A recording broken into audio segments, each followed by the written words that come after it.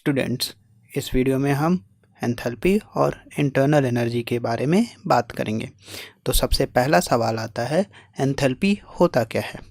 Enthalpy किसी भी system का हीट कंटेंट होता है। इसे हम कांस्टेंट प्रेशर पर मेज़र करते हैं। तो चलिए एंथैल्पी को और डिटेल में देखते हैं। एंथैल्पी एक स्टेट फंक्शन होता है, यानी यह सिस्टम के केवल इनिशियल और फाइनल स्टेट पर डिपेंड करता है। इसकी एसआई यूनिट जूल होती है। एंथैल्पी को हम इंटरनल एनर्जी, प्रेशर और वॉल्यूम के टर्म्स में कुछ इस तरह लिख सकते हैं। एंथैल्पी को हम H से डिनोट करते हैं। तो एंथैल्पी होता है H is equal to U plus PV। Absolute enthalpy measure करना बहुत ही डिफ़िकल्ट होता है। हम किसी भी सिस्टम में एंथैल्पी के चेंज को मेज़र करते हैं। अब हम बात करते हैं एंथैल्पी के साइन कन्वेंशन के। किसी भी एक्सोथर्मिक प्रोसेस जहाँ पर हीट रिलीज़ हो रही है, तो वहाँ पर एंथैल्पी का साइन नेगेटिव होगा। यदि प्रोसेस एंडोथर्मिक है तो वहाँ पर हीट एब्जॉर्ब हो रही होगी, तो एंथैल्पी का साइन पॉजिटिव होगा।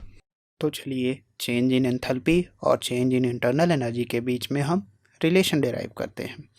हम जानते हैं एंथैल्पी U प्लस PV के इक्वल होती है। तो इनमें अगर हम चेंज के बारे में बात करें तो change in enthalpy delta U plus P delta V plus V delta P के इक्वल होती है। हम जानते हैं एंथैल्पी को कांस्टेंट प्रेशर पे मेज़र किया जाता है, तो डेल्टा P की वैल्यू 0 होती है। तो डेल्टा H का expression delta U plus P delta V आ जाता है। यदि हम कुछ इस तरह का गैसियस इक्वेशन लेते हैं और यहाँ पर आइडियल गैस इक्वेशन यूज़ करें, तो रिएक्टेंट के लिए PVA इक्वल होता है NaRT, जहाँ पर VA रिएक्टेंट का वॉल्यूम होता है और Na रिएक्टेंट्स के नंबर ऑफ मोल्स होते हैं। वहीं प्रोडक्ट की बात करें तो प्रोडक्ट के लिए आइडियल गैस इक्वेशन हमें PVB is equal to NBRT के इक्वल मिलता है, जहाँ पर VB प्रोडक्ट का वॉल्यूम और NB प्रोडक्ट्स के मोल होते हैं। तो इस कंडीशन में अगर हम P डेल्टा V निकालें, जो कि इक्वल होता है PVB माइनस PVA, या फिर NBRT माइनस NaRT, सॉल्व करें तो हमें P डेल्टा V की वैल्यू मिलती है डेल्टा NgRT, जहाँ पर डेल्टा Ng की वैल्यू NB माइनस Na होती है। डेल्टा Ng रिएक्शन के दौरान गैसियस मोल्स में चेंज को रिप्रेजेंट करता है। इस वैल्यू को अगर हम delta H is equal to delta U plus P delta V के एक्सप्रेशन में सब्स्टिट्यूट करते हैं, तो हमें डेल्टा H की value delta U plus delta NgRT मिल जाती है। तो चलिए बात करते हैं हम कैलोरीमेट्री की। कैलोरीमेट्री की हेल्प से हम एंथैल्पी चेंज और इंटरनल एनर्जी में चेंज को मेज़र कर सकते हैं। तो शुरू करते हैं मेज़रमेंट ऑफ एंथैल्पी से। तो एंथैल्पी को मेज़र करने के लिए हम कुछ ऐसा सेटअप लेते हैं जिसमें 2 कॉफ़ी कप्स होते हैं। कॉफ़ी कप्स इंसुलेटेड होने के कारण सराउंडिंग से हीट एक्सचेंज को नहीं होने देते। साथ में ही हम इसमें एक थर्मोमीटर लगाते हैं जो टेम्परेचर चेंज को मेज़र करता है। कप को हम एक इंसुलेटेड स्टॉपर से ढक देते हैं। यह इंसुलेटेड स्टॉपर इस तरह से होता है कि यह सिस्टम का प्रेशर कांस्टेंट रखता है। तो इस केस में जो हीट एक्सचेंज होगा वो थर्मोमीटर की हेल्प से हमें दिख जाएगा।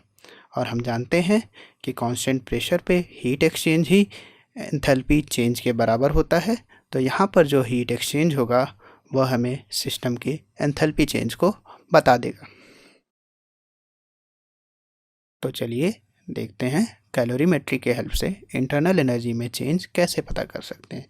इसके लिए हम एक स्पेशल सेटअप लेते हैं जिसे हम बॉम्ब कैलोरीमीटर कहते हैं।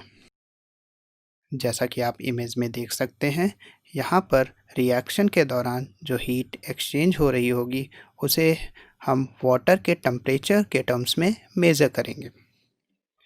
रिएक्शन चैम्बर स्टील वेसल का बना होता है और काफ़ी रिजिड होता है, जिससे वॉल्यूम में चेंज पॉसिबल नहीं होता है।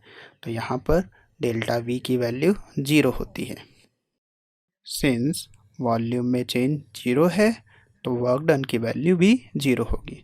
फर्स्ट लॉ ऑफ थर्मोडायनेमिक्स के अकॉर्डिंग इंटरनल एनर्जी में चेंज हीट एक्सचेंज के बराबर होगा। तो हम कह सकते हैं कांस्टेंट वॉल्यूम पर हीट एक्सचेंज इंटरनल एनर्जी में चेंज के बराबर होता है। तो इस तरह हम बॉम्ब कैलोरीमीटर की हेल्प से इंटरनल एनर्जी में चेंज मेज़र कर सकते हैं।